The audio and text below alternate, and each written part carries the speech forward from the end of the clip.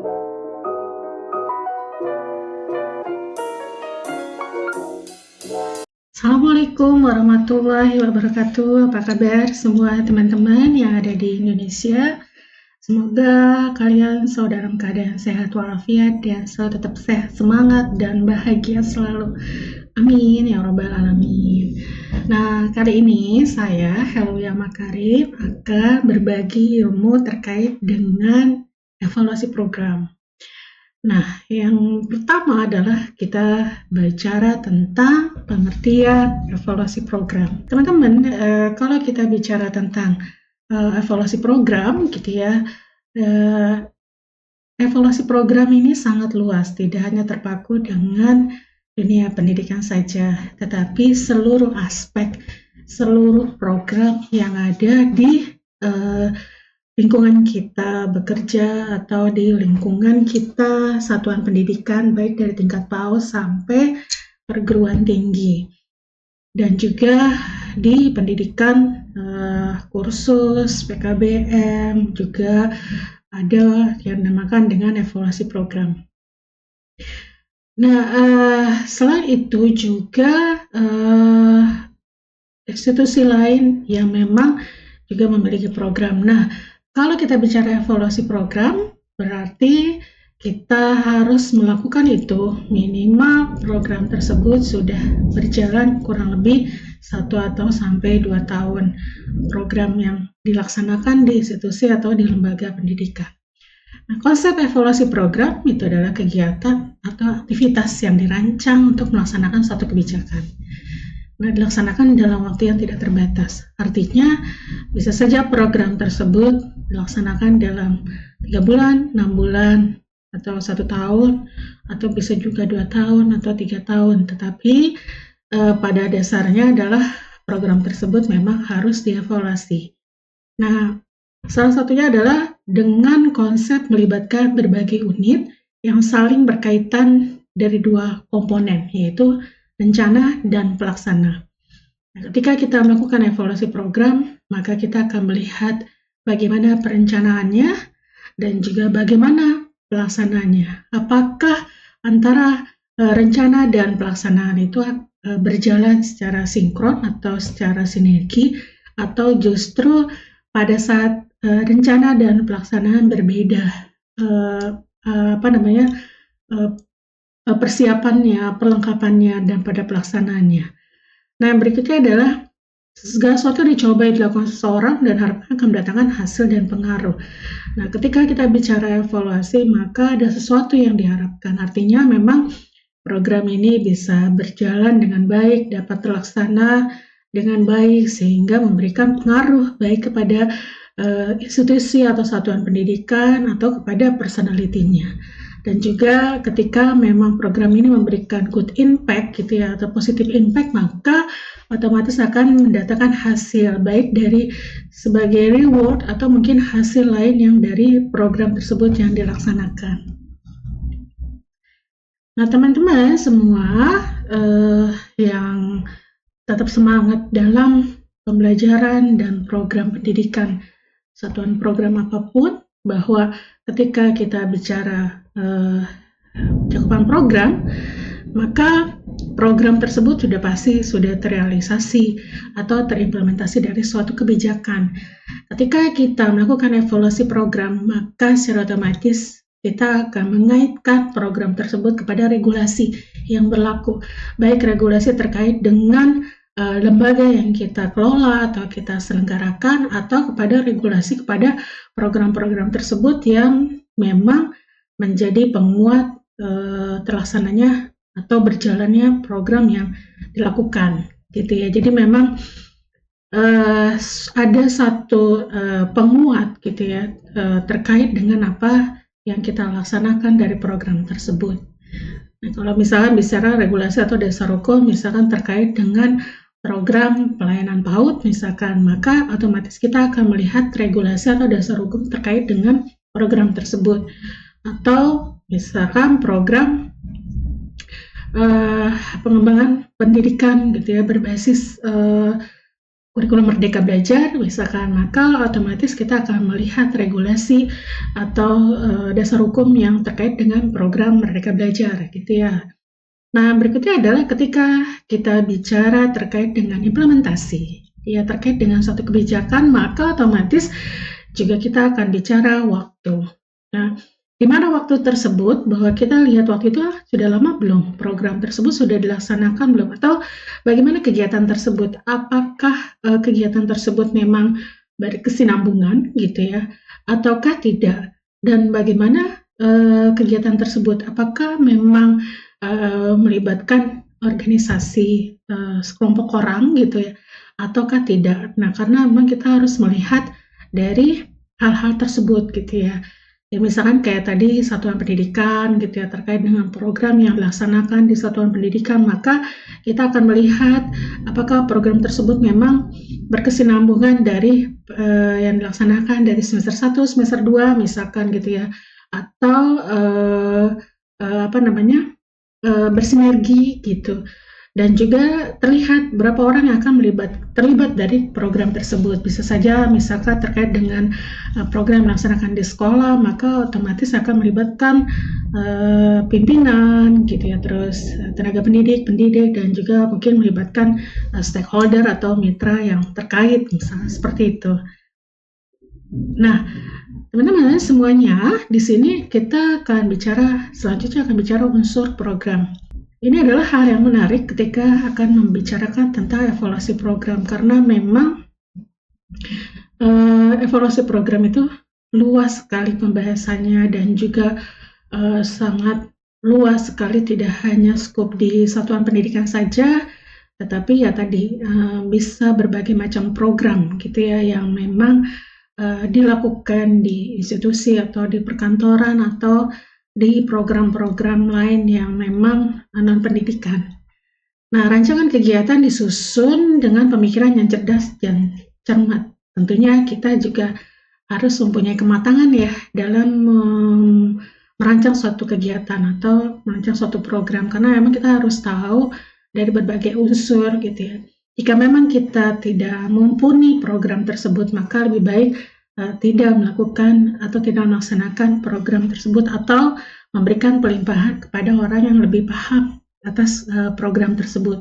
Tetapi jika memang kita atau teman-teman semua memahami program tersebut, maka lakukanlah itu dengan cara cerdas dan cermat gitu ya, terkait dengan aspek-aspek yang akan dilaksanakan pada program tersebut. Nah, kegiatan tersebut berlangsung secara berkelanjutan atau kontinuitas ya, dari satu kegiatan dan kegiatan yang lain. Misalkan seperti tadi ada program Merdeka Belajar gitu ya, atau ada program kursus berjenjang, misalkan dari program 3 bulan, 6 bulan, sampai 1 tahun. Nah, itu kan berkelanjutan. Jadi kita bisa melihat apakah program ini secara kontinuitas berhasil atau tidak gitu ya.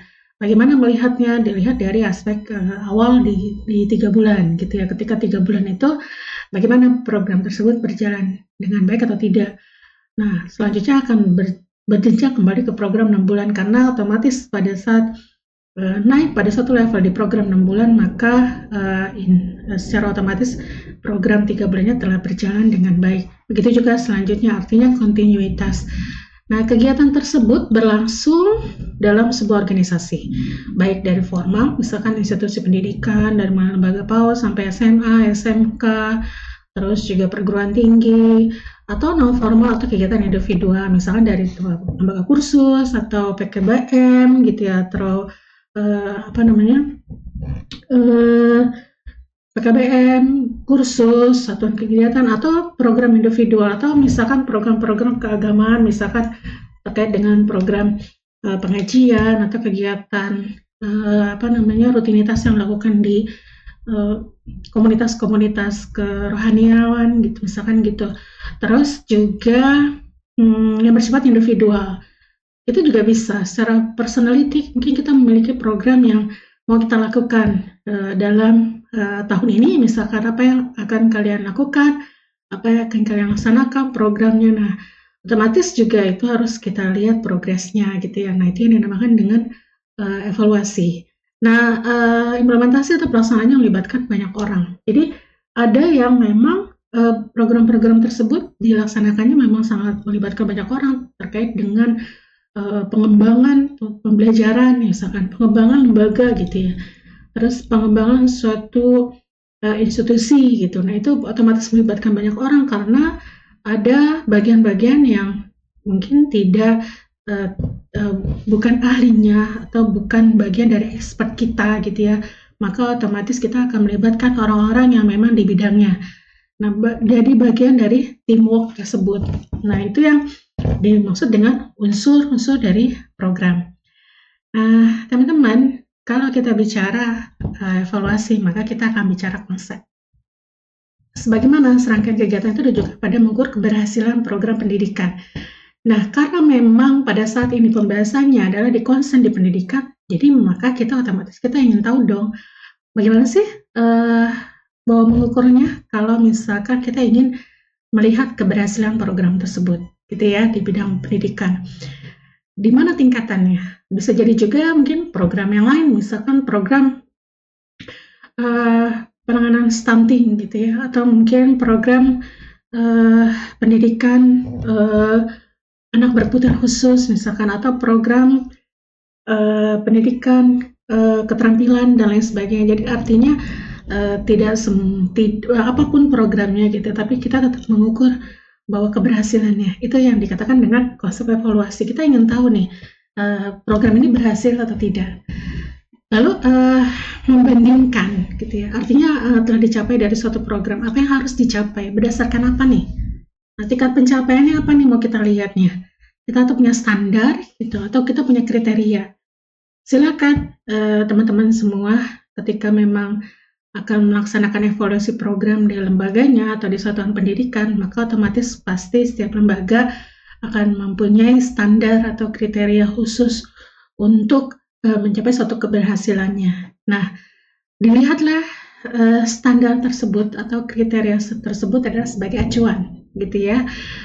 Selanjutnya kriteria tersebut dan atau standar tersebut memang sebagai acuan keberhasilan program tersebut. Nah, setelah kita melakukan evaluasi secara keseluruhan, secara komprehensif gitu ya, maka otomatis kita akan memberikan suatu keputusan dari program tersebut, bisa dilanjutkan gitu ya, atau ditunda program tersebut gitu ya, atau ditingkatkan ya, atau diterima atau bahkan ditolak gitu ya, atau ditiadakan gitu ya program tersebut. Itu bisa saja terjadi. Bisa dilanjutkan ketika memang program ini worth it banget gitu ya, memang bisa terlihat tingkat keberhasilannya, pencapaiannya memenuhi kriteria atau memenuhi standar, atau ditunda ketika memang program ini tidak maksimal gitu ya, karena memang ada efek-efek lain yang menjadi terkendala, sehingga ini sebaiknya ditunda dulu deh, jadi nanti dilanjutkan kembali. Bukan tidak bagus, tetapi ada hal lain yang membuat akhirnya memberikan keputusan bahwa program ini harus ditunda. Nah, berikutnya adalah ditingkatkan. Sudah baik, sudah tepat banget gitu ya, sudah tercapai, tetapi memang jika program ini akan berjalan lagi, maka harus di-upgrade atau harus ditingkatkan kembali. Nah, atau diterima. Oke deh, ternyata semuanya berjalan smoothly. Artinya berjalan dengan baik, sesuai dengan kriteria gitu, atau sesuai dengan standar, maka otomatis program ini diterima gitu ya. Atau ternyata sebaliknya, benar-benar ya nggak tercapai semuanya gitu ya, ternyata begitu banyak kendala-kendala yang ternyata mungkin belum ada kesiapan secara maksimal, sehingga pada akhirnya keputusannya adalah program tersebut harus ditolak, misalnya seperti itu. Nah, implikasi evaluasi adalah, yang pertama, evaluasi adalah suatu proses yang terus-menerus tadi ya, secara kontinuitas atau berkelanjutan, dan bukan hanya pada akhir pengajaran, ketika memang ini adalah evaluasi yang dilaksanakan pada pembelajaran, tetapi dimulai dari sebelum melaksanakan pengajaran sampai dengan berakhirnya pengajaran. Jadi kalau memang evaluasi ini adalah untuk proses pembelajaran atau pengajaran, maka tidak dilaksanakan pada dimulai saja, tapi memang harus sebelumnya. Jadi memang kita prepare tahapan-tahapan evaluasi itu dari tahapan di prepare sebelumnya kita melaksanakan, dan terus sampai di endingnya, di akhirnya. Ini adalah yang tadi ya, kontinuitas. Lalu proses evaluasi senantiasa diarahkan pada tujuan tertentu. Yang ini misalnya mendapatkan jawaban tentang bagaimana memperbaiki pengajaran. Nah, ketika memang kita mengevaluasi cara pengajar, gitu ya, atau evaluasi cara pembelajaran, evaluasi mode pembelajaran dan lain sebagainya, karena itu nanti akan menjadikan arah bagaimana sih sebenarnya pembelajaran yang tepat, bagaimana sih pengajaran yang tepat, bagaimana sih relatednya dengan peserta didik, bagaimana relatednya dengan materi, dengan media pembelajaran, terus modelnya, dan bagaimana sih relatednya kepada semuanya. Jadi artinya pada peserta didik, terus pengajarnya, teorinya, pembelajarannya, sarana prasarananya. Nah, itu mengarahnya ke sana ya. Nah, evaluasi menuntut penggunaan alat ukur yang akurat. Jadi mengukur informasi bagi dari semuanya, dari semua aspek. Nah, ketika kita bicara tentang evaluasi pengajaran, maka otomatis kita akan menggali atau memberikan, mendapatkan data-data itu akurat terkait dengan bagaimana latar belakangnya pendidikan, bagaimana proses mereka mempersiapkan pembelajarannya, bagaimana proses pembuatan modul, silabus, dan sebagainya, RPP artinya perangkat pembelajarannya, bagaimana modelnya, medianya, bagaimana inputnya, prosesnya, gitu ya. Terus bagaimana hasilnya dari outputnya kepada peserta didik, gitu ya.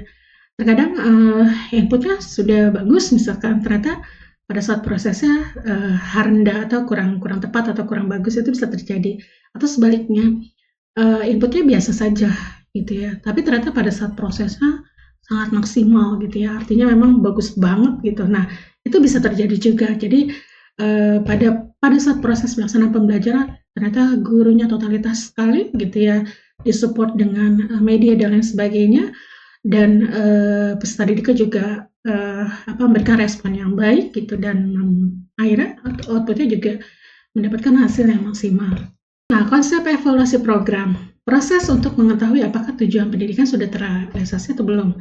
Ini kalau kita bicara yang kita evaluasi adalah pendidikan.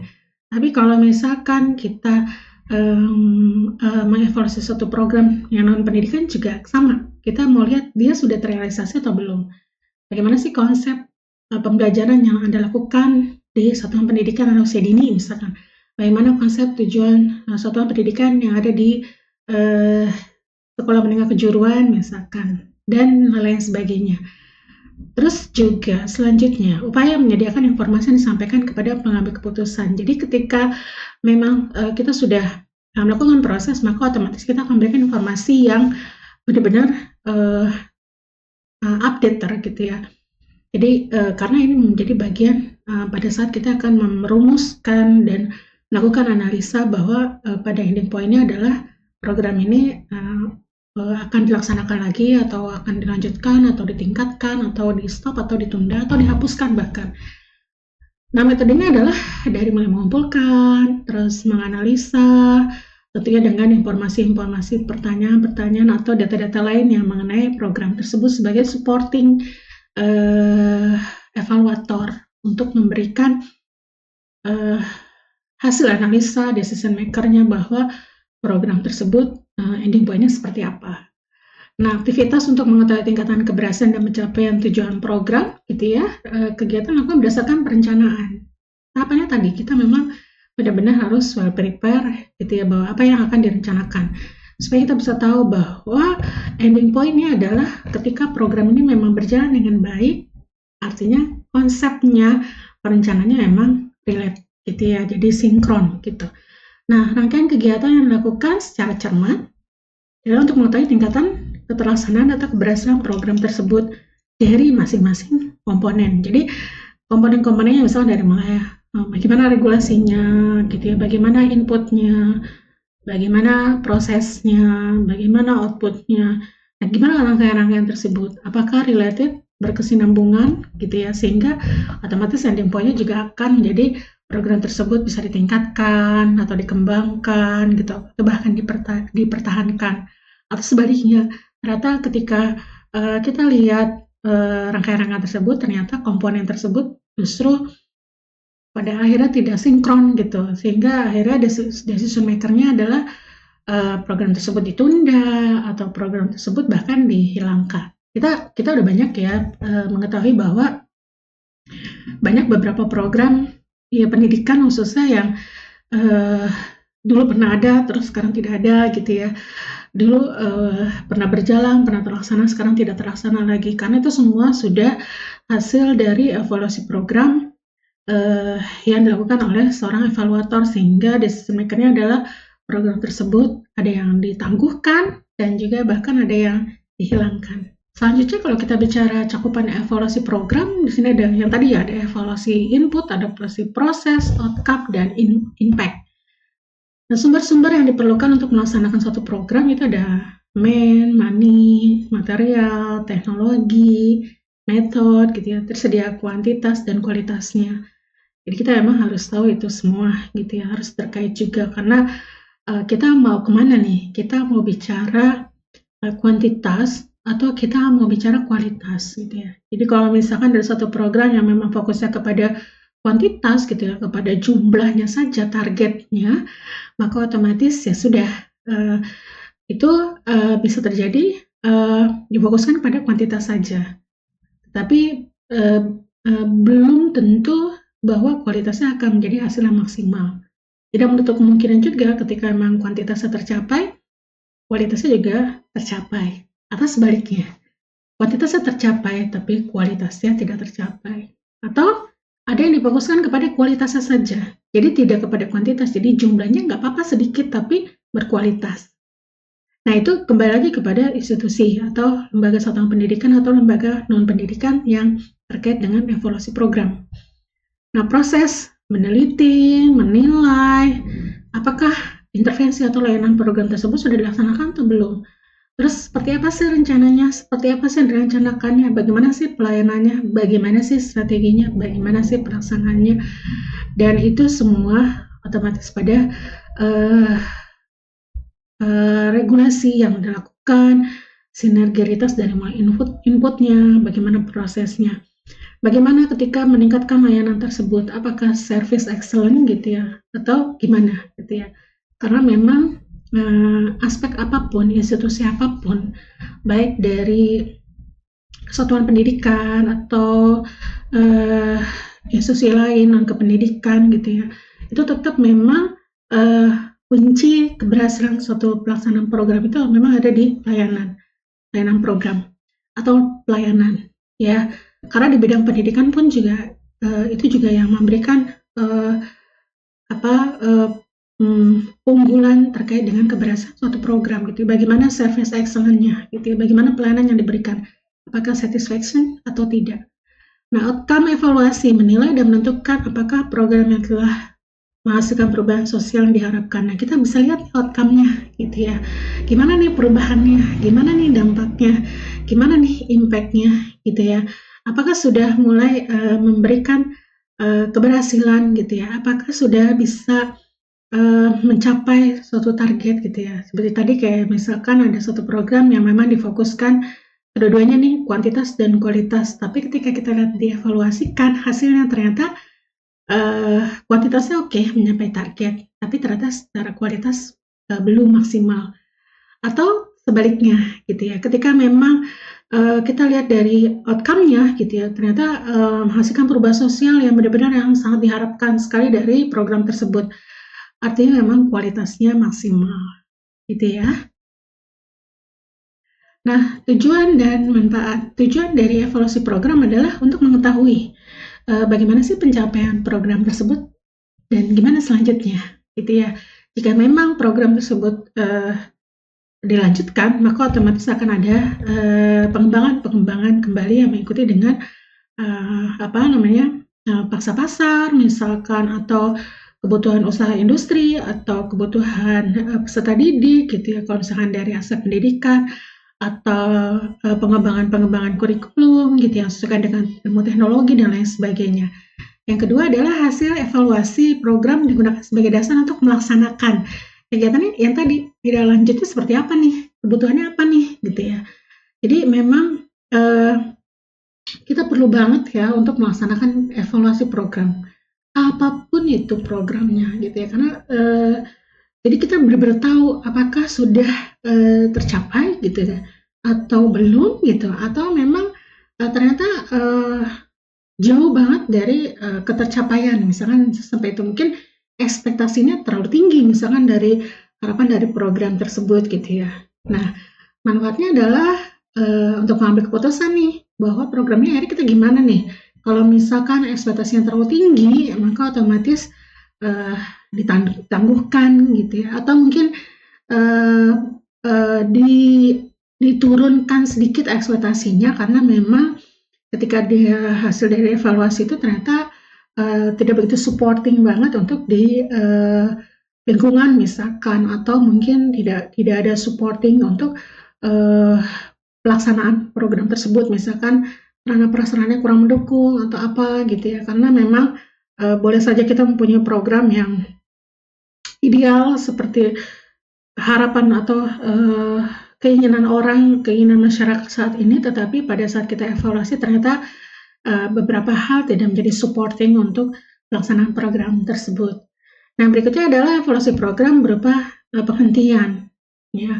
Yang tadi saya sampaikan, jadi bisa jadi ditangguhkan gitu ya, atau juga direvisi gitu ya. Kalau misalkan memang program ini sebenarnya sudah berjalan, akan berjalan atau sudah berjalan, tapi ternyata supportingnya tadi kurang mendukung gitu ya, berarti bisa jadi direvisi, harus menyesuaikan dengan keadaan sarana prasarana di sekolah misalkan seperti itu, atau melanjutkan gitu ya, atau menyebarluaskan program ini ketika memang ini jadi memberikan manfaat, good impact buat